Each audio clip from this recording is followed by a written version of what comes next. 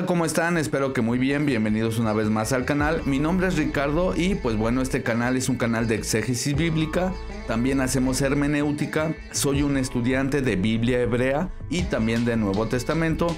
Defendemos que Yeshua, que Jesús, en este canal se respeta la pronunciación que tengan para referirse al Mesías. Aquí nosotros defendemos y creemos que Yeshua es el Mesías de Israel. Y pues bueno, dicho esto, mis hermanos, voy a reaccionar a un canal que, bueno, asegura que Jesús, que Yeshua, él en realidad sí pecó. Que él fue una persona que pecó y que, bueno, no cumple con los requisitos que se necesitan para ser Mesías de Israel. Como ya he demostrado en varios videos, que vamos a ir subiendo por supuesto poco a poco una serie de videos donde he demostrado que de hecho el Mesías sí cumple con las profecías del Tanaj. Probablemente con lo que no cumple es con las expectativas del judaísmo rabínico del Mesías. Recordemos que el judaísmo rabínico vino siglos después de todos los eventos que pasaron en primer siglo y que también no se alinea, no se ajusta al pensamiento de los hebreos, por ejemplo, de lo que se encontró en los rollos del Qumran. Es decir, los qumranitas o estas, para que se entienda, estas comunidades judías hebreas que existían aún antes de que llegara el Mesías. Bueno, ellos tenían la idea de un Mesías que es muy distinto a lo que se enseñó siglos después en el judaísmo rabínico.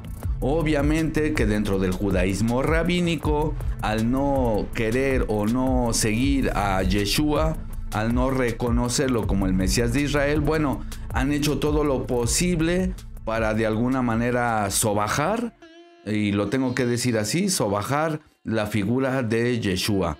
Así es que bueno, esta refutación es con respeto a las personas, pero los argumentos son los que nosotros vamos a rebatir. No es un ataque personal, sino que este es una refutación intelectual. Y por supuesto vamos a evidenciar con la Biblia de que el Mesías no pecó. Así es que bueno, voy a reaccionar, como ya lo dije antes. Vamos a escuchar los argumentos y yo voy a ir refutando uno a uno. Así es que bueno, sin más, sigamos adelante, vamos a escuchar. Saludos, Lejulam, vamos a hablar sobre los pecados de Jesús. No es una comparativa conmigo, yo contra Jesús, yo Jesús, ¿vale? Sino simplemente que el Nuevo Testamento nos informa, nos expone que Jesús hizo incumplimientos de la Torá, es decir, fue en contra de la Torá, hizo transgresión a la Torá y por ello tiene pecado, ¿vale? La doctrina cristiana nos dice que Jesús pudo pecar, pero no pecó. Nos dice 2 de Corintios 5:21 que Jesús no conoció pecado, lo cual es mentira y lo vamos a demostrar, ¿vale? ¿Qué es un pecado? ¿Qué es una transgresión de la Torá? Es decir, un incumplimiento de la ley de Moisés. Entonces, como todo el mundo sabemos que la ley de Moisés, Jesús la incumplió, por tanto, Jesús pecó. Si alguien dice, no, es que incumplirla... No, bueno, con todo respeto, pero eso de decir todos sabemos que Jesús rompió la Torá y que no la cumplió, no todos. Algunos piensan eso. Porque incluso hay judíos que sí creen que el Mesías cumplió la Torá. Entonces, bueno, decir que todos sabemos de que él rompió la Torá, bueno, no. Ciertamente yo no pertenezco a cristianismos, que quede eso claro. Entonces, bueno, lo que piensan en general los cristianismos o los movimientos de raíces hebreas o etcétera, etcétera, bueno, esas ya son interpretaciones de ellos. Pero bíblicamente el Mesías no quebrantó la Torá. La ley de Moisés no significa que no tenga pecado, es decir, que no haya pecado Jesús, entonces nadie ha pecado. Entonces no pueden decir a los judíos, sois pecadores. Porque si sin cumplir la ley de Moisés no es pecado, entonces no existe el pecado. Entonces nos vamos a Mateo 8:21-22, que nos va a decir Jesús lo siguiente. Y uno de sus discípulos le dijo, permíteme que vaya y entierre a mi padre. Y Jesús le dijo, ven pues de mí y deja que los muertos entierren a sus muertos. Esto es un problema, más allá de debatir o no. Si Devarim, Deuteronomio 21-23 nos dice que sin falta le dará sepultura el mismo día, no deja enterrar al padre, por lo cual está impidiendo a otra persona cumplir el honrar y respetar a tu madre, a tu padre, el Levítico 19:3, ¿vale? Claro, pero número uno. Vamos a decir que sí, se acababa de morir su padre y pues bueno, que le está diciendo, déjame ir a enterrarlo. Para empezar, usemos la lógica. Si estuviera hablando de que había muerto su padre literalmente, ¿qué hace él escuchando a Jesús? Él estaría básicamente haciendo las liturgias religiosas que se llevaban a cabo cuando una persona moría. Es decir, si esta persona había fallecido su padre, recién había fallecido su padre, no tiene sentido que él estuviera escuchando a Yehoshua. Él estaría con su familia y estarían haciendo todos los procesos funerarios. Entonces aquí nos queda otra opción. ¿Qué se refiere o a qué se refiere con esta frase? Déjame que vaya o déjame ir a enterrar a mi padre. Hermanos, este es un hebraísmo o un modismo que se utilizaba también en primer siglo para referirse a vivir con el padre hasta que éste muriera. Es decir, es como si yo le dijera a alguien, oye, antes de hacer tal cosa, déjame enterrar a mi padre o a mi madre. Es como decir, déjame pues vivir con él hasta que se muera y ya después te sigo. No sé si me explico, no necesariamente estaría hablando de una persona que acaba de morir, porque no tiene sentido. Si su padre había muerto, ¿qué hace él escuchando a Yeshua? ¿Y qué hace él pidiéndole permiso para ir a enterrar literalmente a su padre? No tiene sentido, él estaría básicamente con su familia haciendo todos los preparativos funerarios. Entonces nos queda también otra opción. Los judíos de primer siglo practicaban algo que se llamaba el segundo entierro. Primero, el cuerpo se colocaba en una tumba durante un año. Luego del año, los huesos se recogían y se trasladaban a un osario, una urna especial. Si el hombre de Lucas 9:59 se refería a esta segunda fase del entierro, podría significar que quería esperar un año antes de seguir a Yeshua, lo que explicaría la respuesta de urgencia del Mesías. Por ejemplo, podemos ver en Génesis 55 que José dice, cuando yo haya muerto, me sepultarán en la tumba que cabe para mí en la tierra de Canaán. Esta es una evidencia y muestra que el concepto de un entierro no siempre es inmediato. Repito, había una tradición en donde los huesos de las personas después de un año se transportaban a una urna especial, se hacía un segundo entierro. Entonces tiene sentido, repito, número uno, que esta persona le estaba diciendo al Mesías, bueno, déjame estar con mi padre hasta que muera y después te sigo. O número dos, que le decía, bueno, déjame esperar este año hasta que yo pueda hacer este segundo entierro. Obviamente es un lenguaje que en ese tiempo se entendía muy bien. No tiene sentido que el Mesías no lo dejara ir a enterrar a su padre, no sé, unas horas, ¿no? Así de, no, tiene que ser ya, ahorita sígueme, porque si no, no eres digno de mí, etcétera, etcétera. Así es que bueno, no tiene sentido eso, sino que solo quedan las otras dos posibilidades que ya expliqué. Luego seguimos. Más hay que hacer un duelo, etcétera. Bueno, Mateo 15, 10, 11 nos dice, y Jesús llamó a las multitudes y le dijo, oigan y consideren, lo que entra por la boca no contamina al hombre, sino lo que sale de la boca es lo que contamina al hombre. Esto es un pecado porque Levítico 11, 47 nos va a dar un listado de todos aquellos alimentos que entran en el cuerpo, impurifican, y aquellos que no. Como dice en el 47, para diferenciar entre lo impuro o lo inmundo y lo limpio y lo puro, que se pueden comer y los animales que no se pueden comer. Claramente aquí Jesús está vulnerando.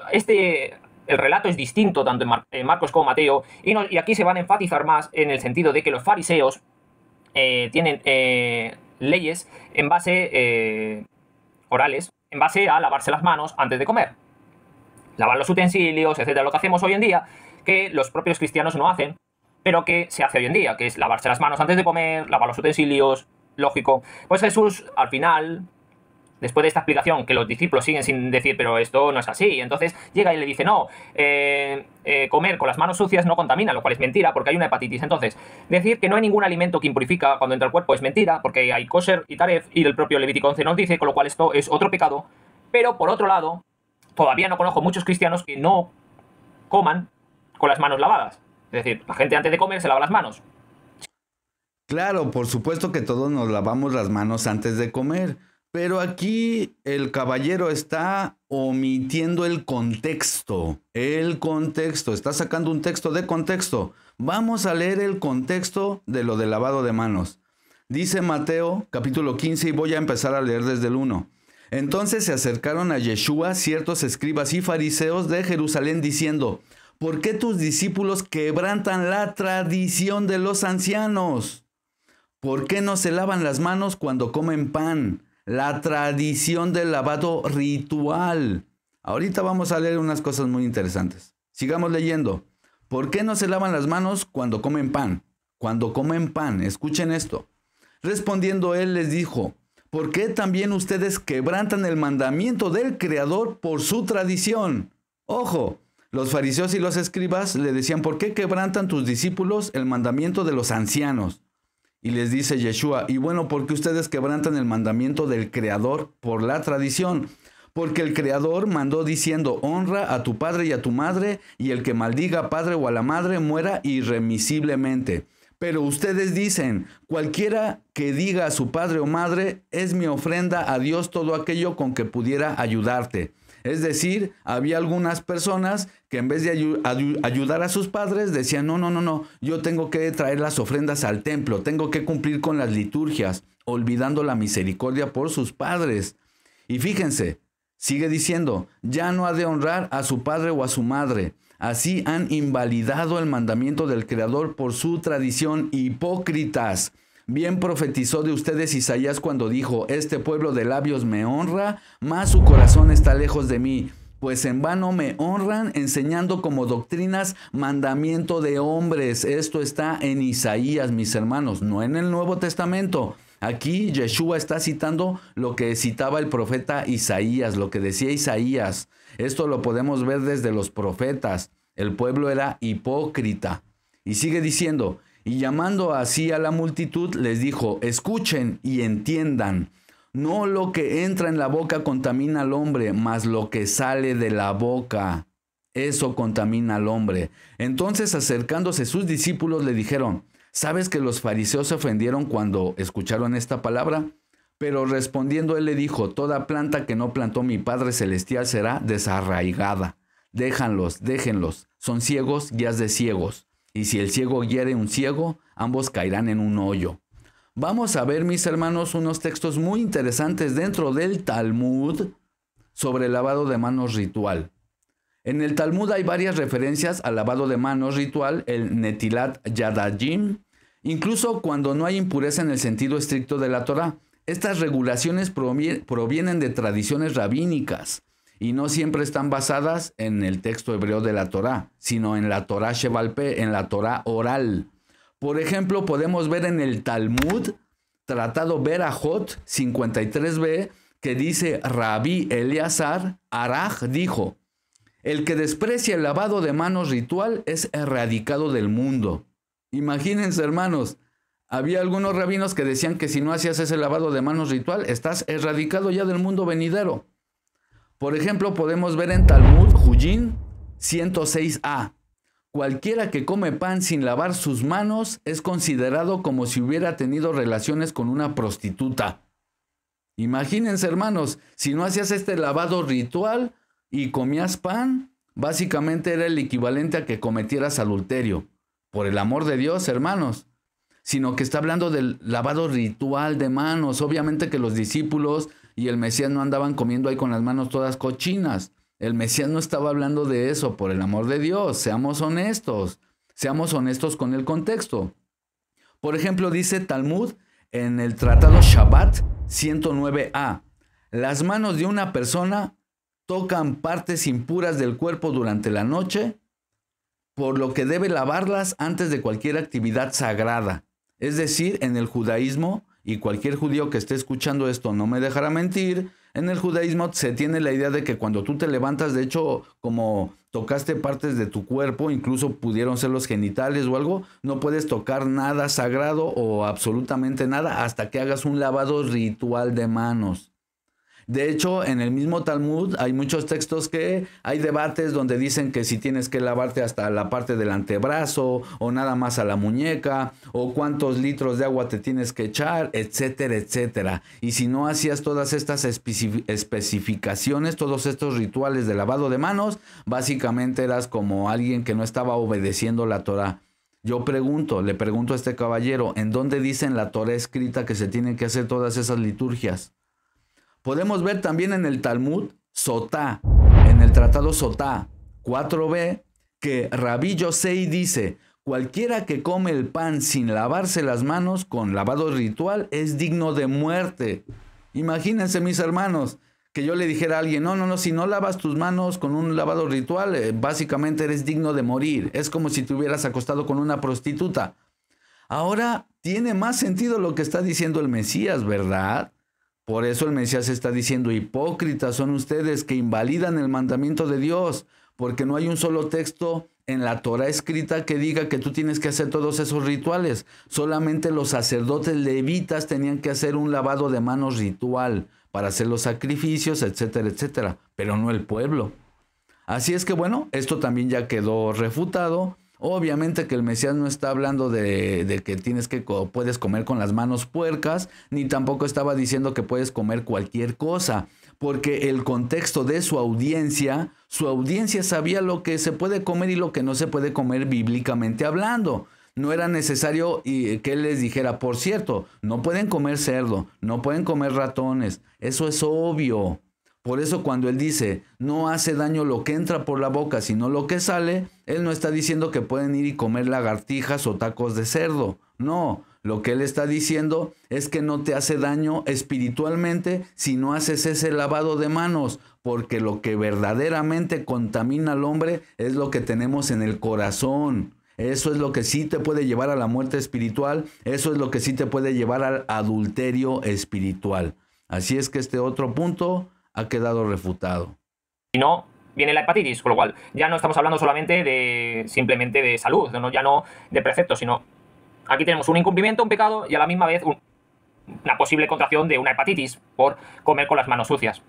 Con lo cual, impurifica ya no solo en el aspecto de que la ley te dice que debes de qué alimentos comer y no comer, sino también, evidentemente, por salud, ¿no? Luego, en Mateo 15, 14 nos va a decir que dejen a esos fariseos, pues los ciegos guían a los ciegos, y si un ciego guía a otro ciego, ambos caerán en un hoyo. Entonces, Levítico 19, 14 nos dice que no pondrás tropiezo delante del ciego, y nos dice que no debes aborrecer a tu hermano, no debes aborrecer en tu corazón a tu hermano, y ciertamente amonestarás a tu prójimo, de Levítico 19, 17. Entonces, en cierto modo, Jesús aquí tiene otro incumplimiento por exponer que los fariseos son ciegos, si estás aborreciendo a tu hermano, y por poner tropiezo a un ciego. Luego, tenemos a... Esto no tiene ningún sentido. O sea, poner tropiezo a un ciego en la Torá está hablando literalmente de alguien ciego, o sea, un cieguito, ¿no? Alguien que no ve. Aquí está hablando de ciegos espirituales y de gente hipócrita. Entonces, básicamente, Jeremías también aborrecía a sus hermanos, ¿verdad? Porque Jeremías iba a Jerusalén y les decía a todos, arrepiéntanse de sus pecados malvados por órdenes del Creador. Entonces, ¿qué? ¿Aborrecía a sus hermanos? Claro que no. Obviamente que si esas personas están haciendo el mal y son perversos, para empezar ya ni son tus hermanos. Así, una persona que es malvada y que es perversa y su corazón está torcido, yo no lo considero mi hermano. Ojo ahí. Entonces lo que está haciendo aquí el Mesías con algunos de los fariseos, no todos, porque hubo muchos que sí creyeron en él, obviamente al llamarlos hipócritas y al decirles pues básicamente que son ciegos, obviamente que él no los consideraba hermanos para nada. El mismo Mesías dijo, mi madre y mis hermanos son los que hacen la voluntad del Creador. Y esto no es nada nuevo, no hay que ser ignorantes, honestamente. Esto lo podemos ver en el Antiguo Testamento. Esto lo podemos ver con el profeta Ezequiel, con el profeta Isaías, con el profeta Jeremías a cada rato. De hecho, por eso el Creador mandaba profetas al pueblo de Israel, porque la mayoría se desviaba, la mayoría. Entonces no es porque, imagínense que Jeremías llegara a Jerusalén a decirle, ¿saben qué? Nabucodonosor los va a destruir porque ustedes son unos idólatras y no se arrepienten de sus pecados. Y que alguien le dijera, ay, ¿cómo eres? Tienes que amar al prójimo, acuérdate. No, obviamente que él los está exhortando al arrepentimiento. Y el profeta Isaías dice palabras mucho más fuertes, ¿eh? Dice palabras más fuertes contra los de su propio pueblo. El profeta Jeremías y el profeta Isaías. Y bueno, Ezequiel también. Entonces, bueno, me parece que esto también ha quedado aclarado. Sigamos adelante. A continuación, varios, digamos, otra vez, de nuevo, tenemos, podemos decirlo como otra vez, ataques en contra de respetar, honrar a tu madre, a tu padre, porque en Mateo 10 nos dice Jesús que no vino a traer paz, sino que vino a traer espada, en contra de lo que dijo Isaías 2.4, de que iba a haber paz. Jesús dice en Mateo 10, a partir del 35-37 tenemos, y bueno, en el 34, dice, no creéis que he venido a traer paz, sino he venido a traer espada a la tierra, etcétera, etcétera. Y luego dice, he venido a separar a la humanidad, al hijo de su madre y al hijo de su padre. Más allá de que esto es una profecía anti Cristo, es decir, es una profecía anti-Masíaj, ¿no? Porque el propio Malaquías nos dice, y volverá los corazones de los padres a los hijos y de los hijos a los padres. Esto... Bueno, para empezar, tomar dos cosas en cuenta. Número uno, como dice Ezequiel, capítulo 18, verso 20 y otros textos, dice que cada uno se va a hacer cargo de sus propios pecados. Entonces tú, en tu familia, puedes ser una persona que busca justicia y bien tus padres pueden ser personas perversas. Es que, hermanos, no hay una sola profecía que diga que todo el pueblo de Israel va a creer en el Mesías y todos lo van a amar. No, de hecho siempre se habla de un pequeño remanente, nada más. Vamos a leer Isaías capítulo 1:9. Dice, si Yod-Heh-Vav-Heh Tsebaot no nos hubiera dejado un pequeño remanente, habríamos sido como Sodoma, nos habríamos parecido a Gomorra. El pueblo de Israel, Isaías está hablando del pueblo de Israel que era como Sodoma y que si no fuera por un pequeño remanente, hubieran sido destruidos como Sodoma, como Gomorra. Jeremías capítulo 31:7 dice, porque así dice Yod-Heh-Vav-Heh, griten con alegría por Jacob, den voces de júbilo por la cabeza de las naciones, anúncienlo, alábenlo y digan, Yod-Heh-Vav-Heh ha salvado a su pueblo, al remanente, al residuo de Israel.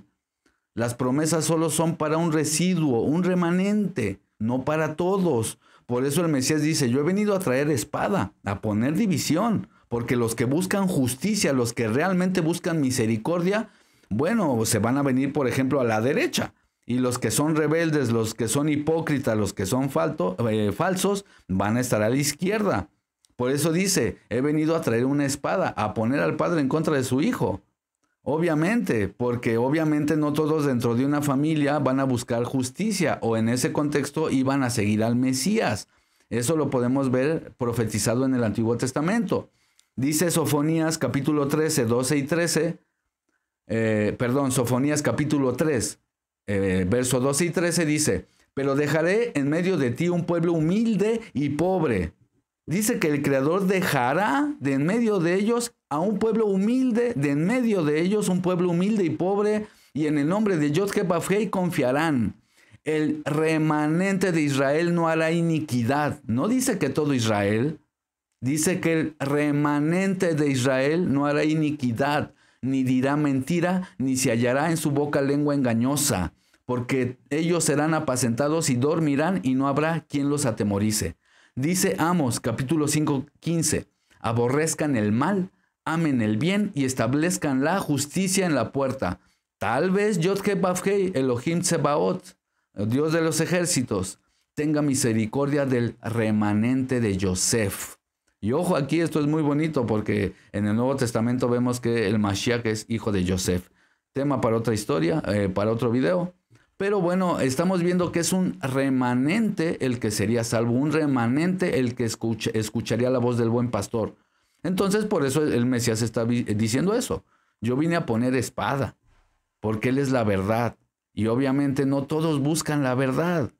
Entonces, esta profecía donde dice, yo haré que los hijos se vuelvan el corazón de los hijos al de los padres y que se unifiquen las familias, está hablando de las familias que buscan justicia, de las familias que son parte de ese remanente, no de todo el pueblo. De hecho, dentro del mismo Talmud hay debates, para ellos todavía el Mesías no viene, ellos siguen esperando al Mesías, el cual pues ya se les pasó porque el Mesías tenía que venir antes de la destrucción de Jerusalén, pero bueno, ellos en sus debates, hay debates de que si el Mesías va a venir cuando la generación de Israel sea lo más pecadora posible o cuando serían más justos. Es decir, aún dentro del Talmud hay estos debates donde algunos entendían que el Mesías iba a venir cuando la generación estuviera en su peor momento espiritual, por decir así.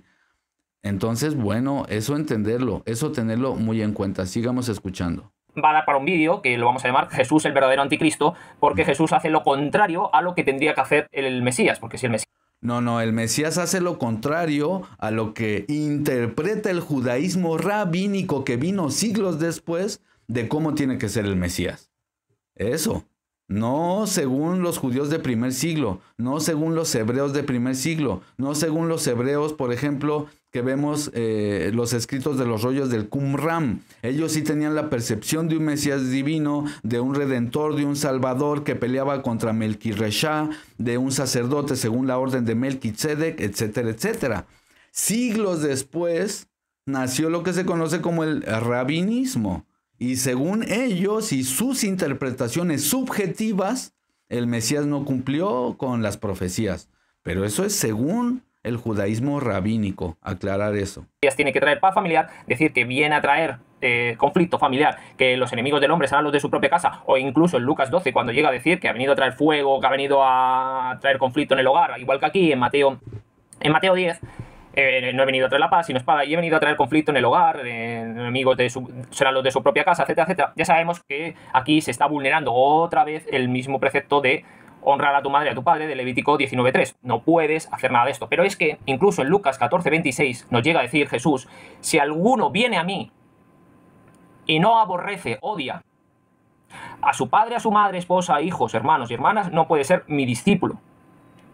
Aquí ya no solamente está el que debes respetar a tu madre y a tu padre, sino que también está el de Levítico, por ejemplo, 29, que nos dice: cuando alguna persona maldiga a su padre o a su madre, morirá irremisiblemente. Claro, pero el Mesías no está diciendo que maldigan a sus padres. El contexto, hermanos, el contexto. Y voy a leer Lucas capítulo 14, verso 26, dice: si alguno viene a mí y no aborrece a su padre, madre, esposa, hijos, hermanos, y aún su propia vida, ojo, ¿por qué omitieron esto? ¿Por qué omitió esto el caballero? Y aún su propia vida no puede ser mi discípulo. Aquí lo interesante es qué significa esa palabra aborrecer. Esa palabra la podemos ver también en el Antiguo Testamento, en el Tanaj, mis hermanos. Por ejemplo, esta palabra miseo, en griego, miseo, no significa odiar en el sentido occidental que nosotros entendemos hoy en día. Podemos ver, por ejemplo, en Génesis capítulo 29, 30 y 31, donde se dice que Jacob aborrecía a Lea, pero el contexto muestra que la amaba menos que a Raquel.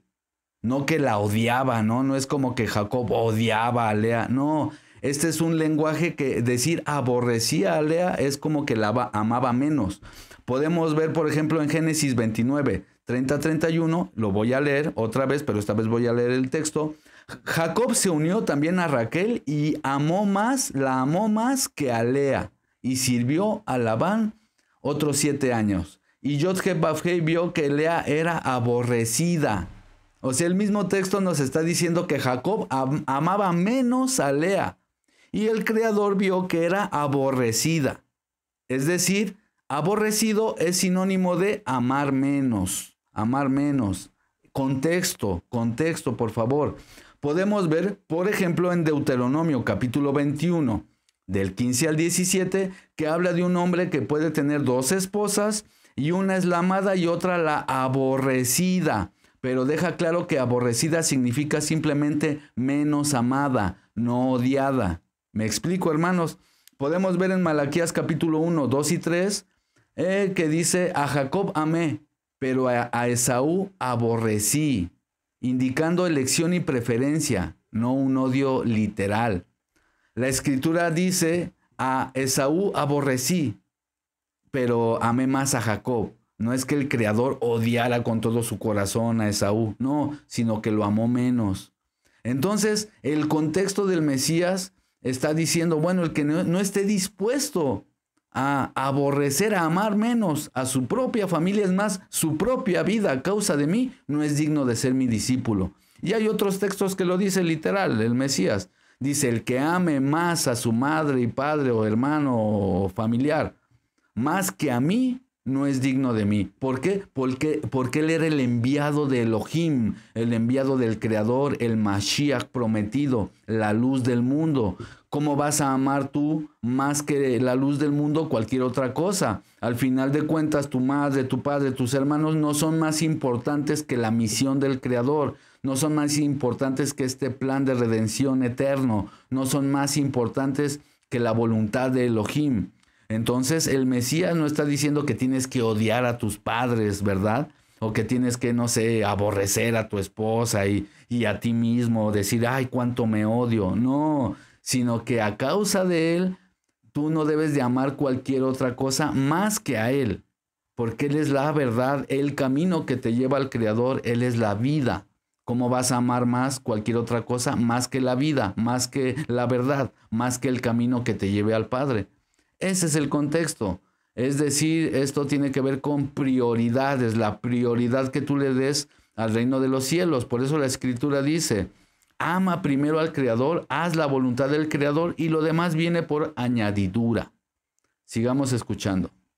Ha maldecido a su padre o su madre, y su sangre será sobre ella. Entonces, aquí no solamente es uno, sino son dos. Más allá de que vaya en contra de las profecías de Malaquías, totalmente contrarias, aquí tenemos un doble pecado o una doble transgresión, ¿vale? Fácil y sencillo, ¿vale? En Mateo 15 se repite, igual que en Marcos 7, que Jesús va a aparecer una mujer que está con una hija que está poseída por los demonios, que significaba en la época que era idólatra, o que tiene algún tipo de padecimiento mental, alguna patología, es decir, que tiene locura de diversos modos, paranoide, esquizofrénico, etcétera, etcétera. Y en aquella época se le llamaba tener espíritus inmundos o estar con demonios, ¿vale? No era algo específico dentro del judaísmo, porque ya se sabe que eran personas locas o personas que eran idólatras, como es en el caso, por ejemplo, de Saúl, ¿vale? Entonces nos dice Jesús, cuando aparece esta mujer que habla a Jesús, le dice, por favor, ayuda a mi hija, y Jesús le dice, no, yo no he venido a los gentiles. Le vuelve a repetir, y entonces, pues eso, por eso, al principio la ignora y luego le dice, no, yo no he venido a los gentiles, sino a las ovejas perdidas de la casa de Israel. Esto se repite tanto en Mateo 15 como en Marcos 7. La diferencia entre uno y otro es que en Marcos es una sirofenicia, es decir, una griega, pero en Mateo es una cananea.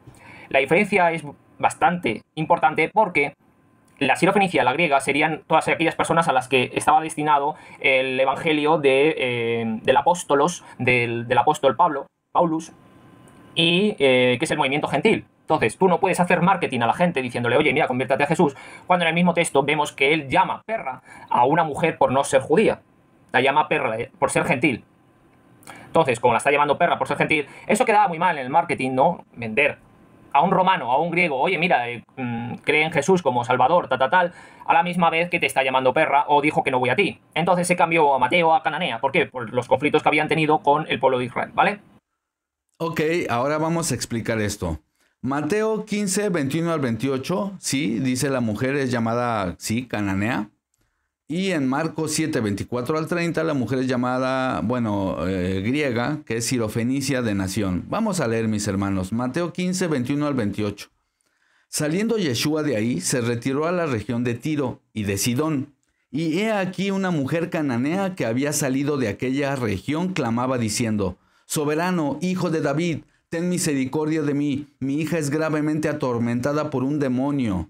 Ojo que, por ejemplo, este varón y para el judaísmo rabínico, ellos no creen, la mayoría no creen en los demonios ni en las entidades espirituales. Es como muy materialista. Bueno, pero para mí, si la Biblia lo dice, pues ahí está clarísimo. Y en el Antiguo Testamento ni hablar. Había gigantes, había hechiceros y todo un mundo metafísico, ¿verdad? Que yo no voy a negar. Pero bueno, dice, Hijo de David, ten misericordia de mí, mi hija es gravemente atormentada por un demonio. Pero él no le respondió palabra, no le dijo nada. Ojo con eso, no le respondió nada. Entonces, acercándose sus discípulos, le rogaron diciendo, despídela, pues da voces tras nosotros, como mira, viene insistiendo atrás de nosotros.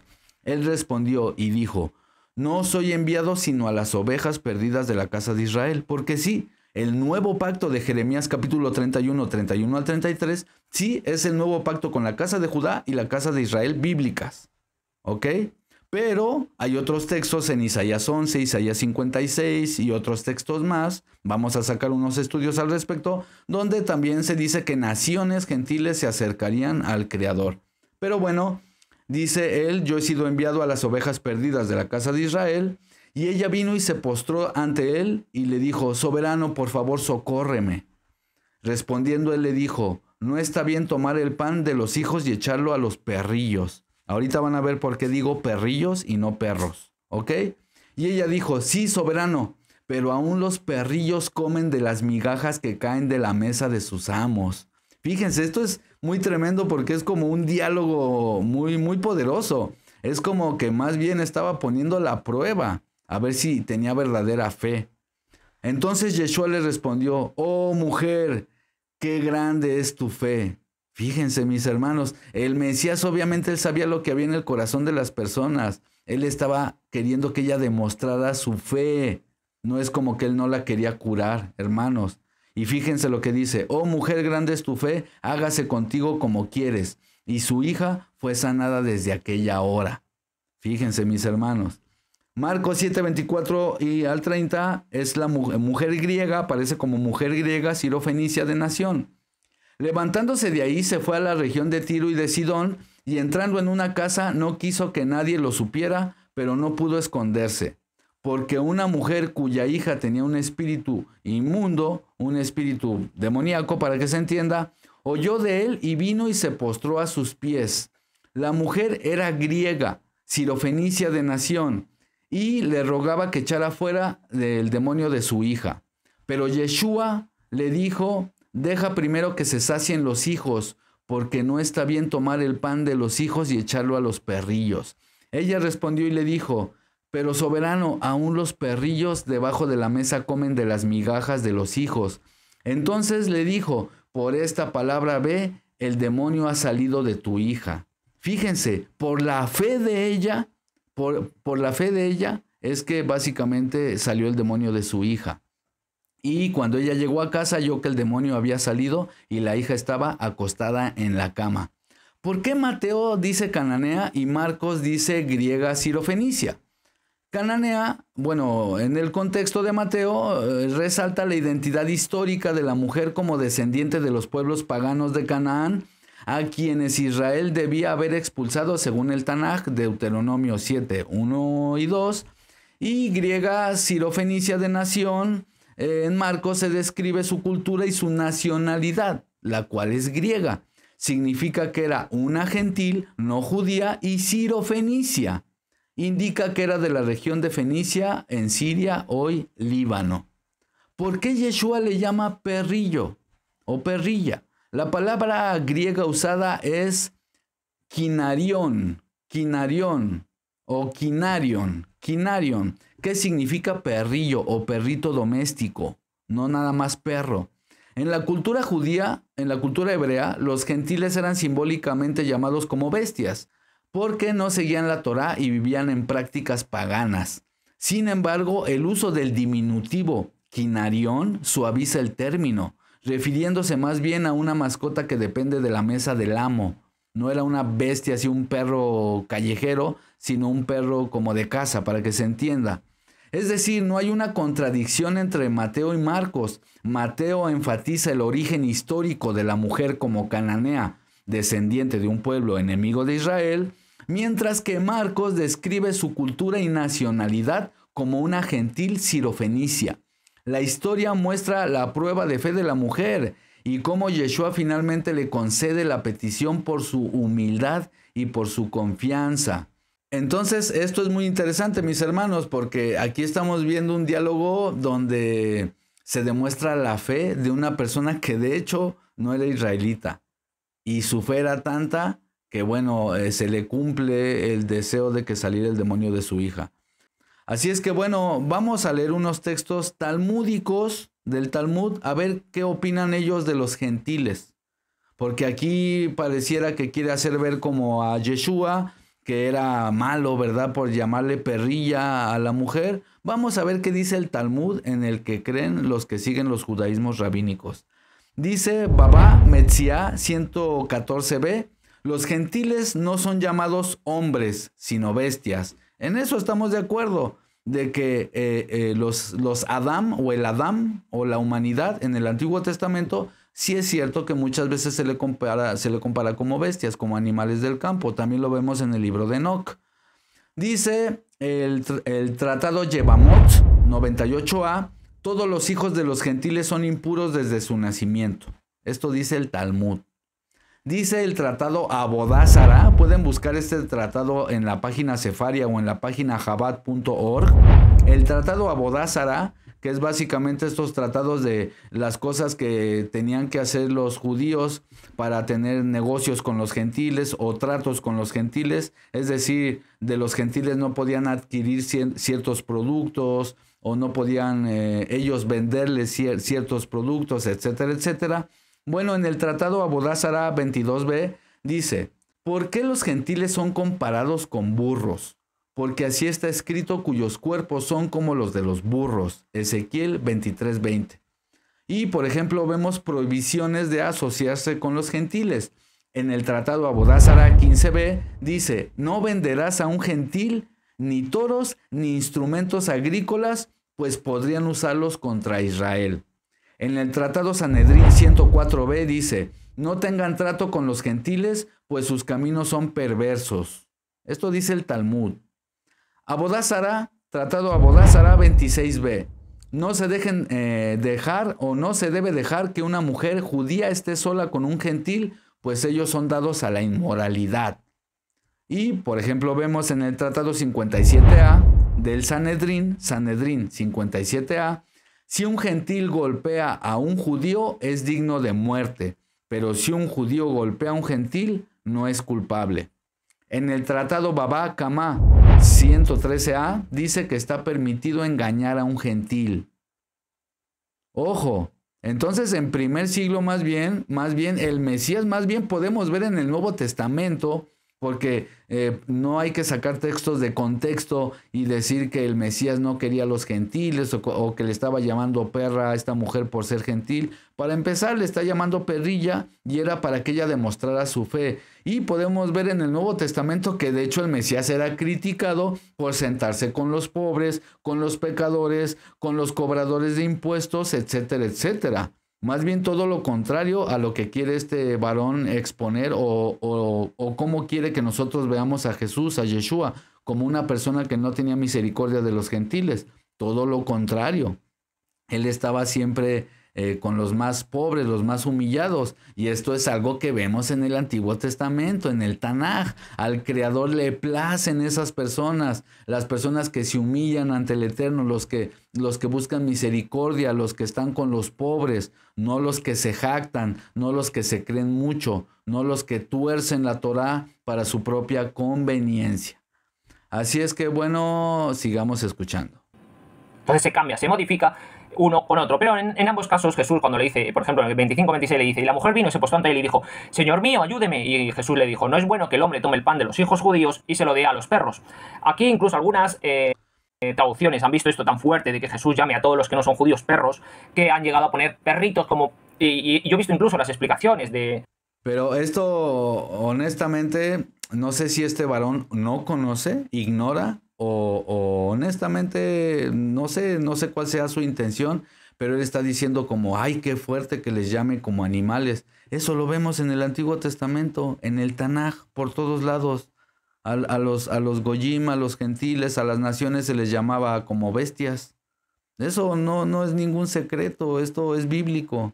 Y ojo, no es nada despectivo, simplemente así se les llama. En el libro de Enoc también se le llama a las naciones como toros, burros, perros, etcétera, etcétera. Es más, hay incluso arquetipos que se utilizan para el pueblo de Israel, refiriéndose también como animales a ellos. Por ejemplo, la tribu de Judá es un león, Efraín era representado con un asno también, entonces, incluso con un toro. Entonces, bueno, no hay que escandalizarnos, ¿verdad? Y decir: ay, qué fuerte que les diga perros. No, ese es un lenguaje bíblico. Eso, sigamos escuchando. De la Biblia de Jerusalén, la católica, que te pone abajo en los comentarios, también lo he visto en otras protestantes, que te dice: no, aquí dice perritos como diminutivo para no ser tan agresivo como eran los judíos, tal. Incluso algunos llegan a decir no. No, pero no lo dice la Biblia católica, lo dice el texto griego. Kinarion, dice kinarion, y es el diminutivo para perro. Entonces no es como que se lo inventó la Iglesia Católica o la Biblia Católica, no, sino que es lo que dice el texto griego. Es que en el Talmud dice esto, pero es mentira, en el Talmud no dice nada de esto. En el Talmud se llega a decir que una persona que es gentil puede comer de la caja si no tiene para comer, del pobre y del huérfano y de la viuda. Es decir, una caja de solidaridad que había de la seguridad social. Yo los invito a todos a que vayan a la página Sefaria, van a la página Sefaria y se meten en el tratado Abodázara y con sus ojos vean lo que hablan de los gentiles. Entonces, vayan ustedes a verlo. Lo pueden ver, se van a Google, ponen sefaria.com, se meten a la página, métanse a Abodázara y van a ver lo que se habla de los gentiles. Dentro de los diezmos que se daban para especialmente caridad, ¿vale? No solamente este es el primer caso de Jesús, ya haremos un vídeo sobre si Jesús era xenófobo, aunque aquí claramente tenemos una actitud chauvinista, nacionalista, en el que él prima digamos, como lo que hacían los griegos cuando llamaban al resto bárbaros, por ejemplo, ¿vale? Es una especie de... Eso es deshonesto intelectualmente hablando, perdón que lo diga y sea así de directo, pero él está diciendo como que es xenófobo, como que es racista. Ah, entonces el Creador también es bien racista, ¿verdad? Porque en el Antiguo Testamento dice que solo el pueblo de Israel es su pueblo, la niña de sus ojos. ¿Por qué no dice que también los babilonios y los egipcios y los amorreos y los hititas y los cananeos? ¿Por qué dice que solo Israel? ¿Me explico? Entonces no tiene sentido. Es como los argumentos que da, bien los pueden utilizar entonces para el Antiguo Testamento. Y si para él es ser xenófobo, que el Mesías diga que vino por la casa de Israel y la casa de Judá, entonces el Creador también sería xenófobo al decir que solo Israel es su pueblo elegido y etcétera, etcétera. Por favor, hay que ser honestos ante los ojos de Hashem, del Creador, honestidad ante los ojos de Dios, honestidad, por favor. De actitud chauvinista, de creerse superior, ¿vale? Una cultura superior al resto. Eso es simplemente lo que está haciendo aquí Jesús. Bueno, con todo respeto, pero el judaísmo moderno, vaya que se sienten superior a los demás. Es más, casi que ni los puedes cuestionar porque, no. Aquí no se trata de sentirse nadie más que nadie. El Mesías no está hablando de sentirse más que nadie. No, él fue enviado a una misión que está en Jeremías, el nuevo pacto con la casa de Israel y la casa de Judá. Entonces eso, no es que el Mesías sea xenófobo o racista, ni el Creador tampoco, porque él aceptaba también a cualquiera de las naciones, a los ger, a este huésped ger, a los que querían acercarse a Adonai, eran recibidos, obviamente que tenían que cumplir los mandamientos del pueblo de Israel. Lo mismo con el Mesías. Si alguien decide seguir a Yeshua, obviamente que hay que guardar los mandamientos, hay que estudiar la Torá, hay que respetar al Creador, tener temor del Creador. Porque ciertamente tampoco apoyo estos movimientos cristianos en donde niegan la Torá. Pero tampoco apoyo estos movimientos judaicos que se burlan de los cristianos y que se burlan de Yeshua sacando textos de contexto. Yo me debo a la verdad. No a ninguna persona, no a ningún ser humano, a la verdad, al Creador, mis hermanos. Esto se va a repetir continuamente. Por ejemplo, Mateo 10 va a decir a sus discípulos que no vayan con gentiles. Esas adaptaciones, interpolaciones que se ponen después, que dicen que Jesús, una vez resucitado, ya cambia y le dice a todos, oye, id a los gentiles, es mentira, por una sencilla razón, que es que el concilio de Jerusalén del año 50 van a discutir y debatir en base a qué vamos a hacer con los gentiles. Eso es incompatible con que Jesús hubiera resucitado y le hubiera dicho lo que tienen que hacer. Porque no van a hacer un concilio de algo que ya se apareció y les dijo, id a todas las naciones, id a todos los gentiles, es mentira. Igual que si vamos a Hechos 10, vemos a Pedro, a Pedro, que llega y dice, Simón, no puedo estar con Cornelio, el romano, no puedo entrar con romano porque es una abominación. Entonces llega a relatar y decir, vosotros sabéis que es una abominación estar con gentiles. En fin, no sé de dónde saca estas cosas. A ver, decir que en serio, caballero, no sabe de dónde salen estas cosas. Si está registrado en el Talmud. De hecho, se les llama a los gentiles también como abominación. De hecho, por eso precisamente criticaban a Yeshua, porque criticaban al apóstol Pablo, criticaban a los apóstoles, porque precisamente ellos se mezclaban con gentiles. Los gentiles no eran bien vistos en primer siglo por algunos grupos de las casas farisaicas. Y obviamente Pedro estaba influenciado por todas estas ideologías que son parte de la tradición que después se llamó como tradición talmúdica o tradición oral. Es decir, en otras palabras, había grupos religiosos con sus dogmas que te criticaban si tú no seguías esos dogmas religiosos. Y podemos ver que el mismo apóstol Pablo, él mismo dejó de lado esas tradiciones para seguir la verdad, para seguir a Yeshua. No es que él quebrantó la Torá, no, él dejó de lado las tradiciones que invalidaban el mandamiento del Creador. Porque si una tradición no invalida el mandamiento del Creador, está bien, no lo veo mal, y podemos ver incluso al mismo Mesías o al apóstol Pablo haciendo una que otra tradición, mientras no invalide el mandamiento de Dios. Ahí es donde hay un grave problema. Entonces Pedro estaba psicoseado. Por eso los débiles en la fe, de los que habla el apóstol Pablo, estos débiles en la fe, que me parece que está en Romanos 11 o Romanos 14, no recuerdo, estos débiles en la fe que solo comen verduras, eran estos recién conversos a los judaísmos religiosos de la época y que no podían comer de los gentiles carne, no podían comer vino, tomar vino de ellos, vino ni fermentos, nada fermentado, y otras muchas cosas. Eso está en el tratado Abodá Zará, en la página Sefaria. Pueden ir y verificarlo con sus ojos, hermanos. Entonces decir como que no sabe de dónde sacaría estas ideas Pedro, bueno, si a lo mejor él no conoce estos tratados, lo invito a que vaya a ver el tratado Abodá Zará para que vea de dónde sacaba estas ideas el apóstol Pedro. Es decir, en estos tratados que se conocen como tratados talmúdicos, se pueden ver evidencias de pensamientos que son de primero y segundo siglo, en donde había grupos de judíos que no permitían a los gentiles hacer ciertos tratos económicos con los judíos, al menos que tuvieran ciertos requisitos, etcétera, etcétera. Entonces, bueno, todo eso es bien sabido, es histórico. Pero en un sueño que he tenido, Dios me ha dicho que, bueno, pues que yo no tengo que hacer diferencias, como porque le bajó un animal kosher, le dijo que tiene que comer de un animal kosher, etcétera, etcétera, etcétera. Bueno, total, si alguien lee Hechos 10 va a ver que el propio Pedro está en contra de los gentiles, y aunque luego en Hechos 15 nos va a relatar, ya una vez habiendo visto esa experiencia, nos va a relatar que él y no Pablo es el que le ha tocado hacer el ministerio a los gentiles, ¿vale? Entonces aquí tenemos... Sí, y el mismo Pedro es el que dice en 2 de Pedro, capítulo 3, verso 15 y 16, que Pablo es alguien muy difícil de entender para los doctos, para los indoctos, perdón.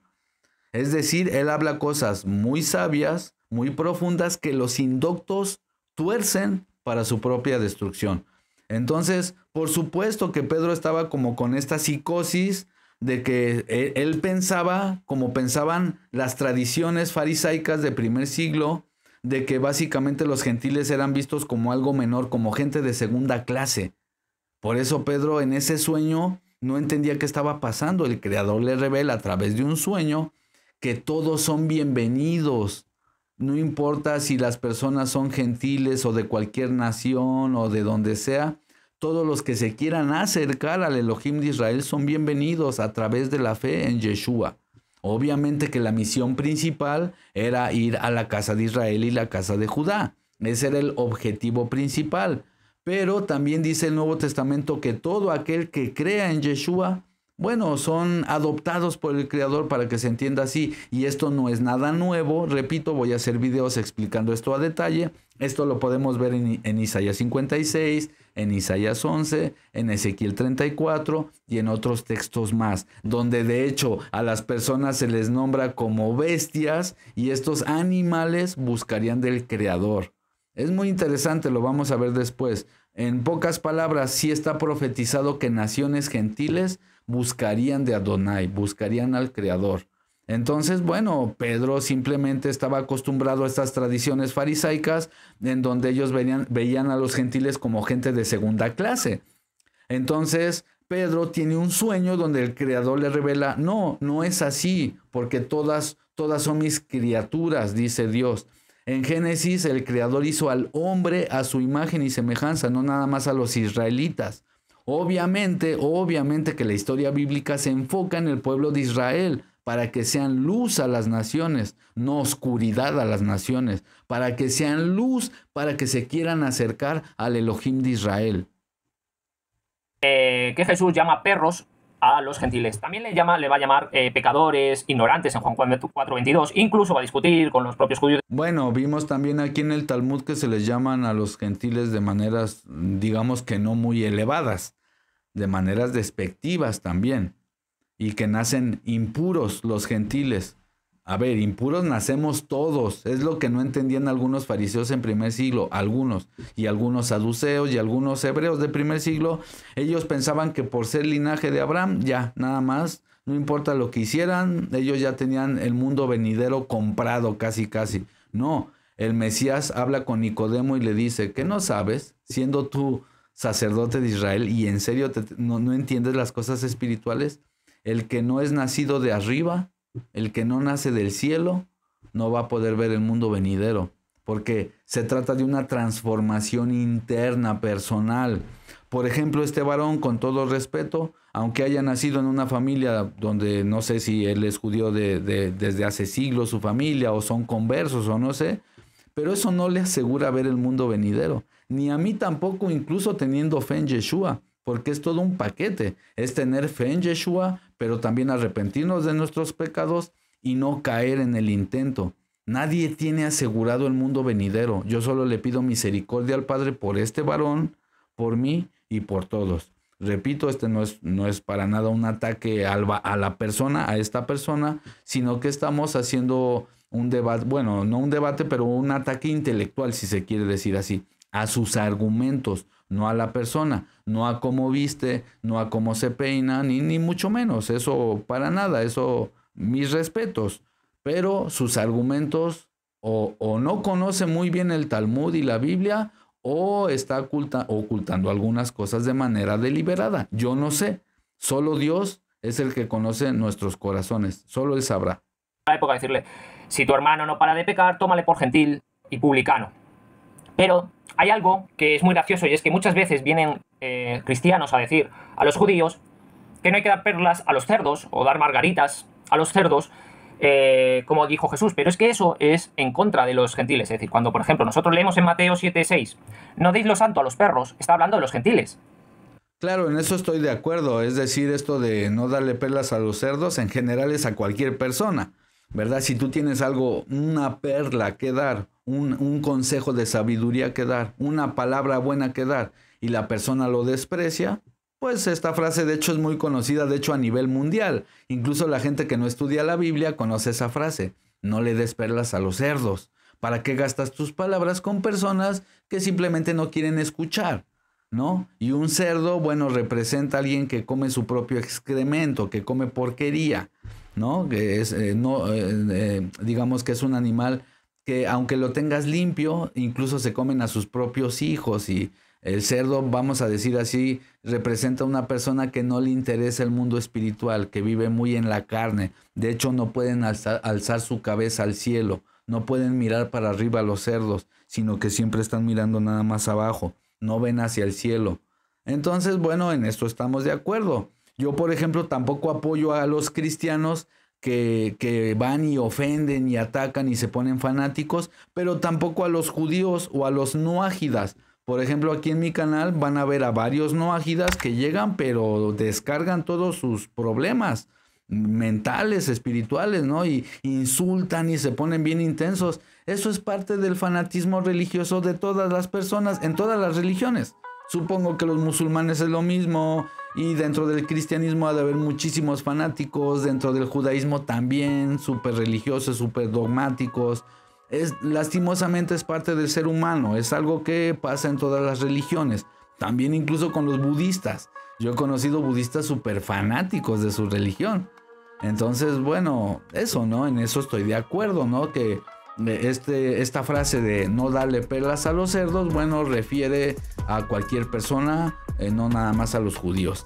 Así es que bueno, ya por ahora me parece que ha sido suficiente. Este video lo hago con la intención de que mis hermanos que tienen fe en Yeshua se preparen intelectualmente hablando, escudriñen, estudien, y si por algo este varón ve este video, lo está viendo hasta esta parte del video, bueno, no es un ataque personal a él, pero sí estoy atacando los argumentos de él, los argumentos que da, porque sí, bueno, yo me veo en la necesidad, ¿verdad? Espiritual, hay algo dentro de mí que me dice, bueno, tengo que defender la verdad, porque como vemos en este texto de 2 de Corintios, capítulo 10, 4 al 5, que dice: porque las armas de nuestra milicia no son carnales, sino poderosas en el Creador para la destrucción de fortalezas, derribando argumentos y toda altivez que se levanta en contra del conocimiento del Creador y llevando cautivo todo pensamiento a la obediencia del Mashiach. Entonces, bueno, esto lo hago con respeto a la persona de él, pero bueno, argumentando y refutando varias cosas que este varón dijo y que me parece que se han dado suficientes evidencias para que al menos el que esté viendo este video se replantee las cosas. Si este canal en algo les edifica, mis hermanos, les pido por favor que se suscriban, déjenme sus comentarios, qué opinan de todo esto, mis hermanos, con respeto, por favor, no ataquen a esta persona, por favor, ni tampoco me ataquen a mí. Pueden dar sus opiniones, pueden dar sus comentarios, pero háganlo desde el respeto y desde la sensatez, por favor, mis hermanos. Compartir también este video si creen que es de edificación, que puede ayudarle a alguien con sus análisis, con su vida espiritual. Y pues bueno, mis hermanos, les va a aparecer en pantalla un video que les va a interesar muchísimo, no se lo pueden perder, mis hermanos. Si el Creador lo permite, nos estaremos viendo muy pronto. Hasta la próxima, bendiciones, chao chao.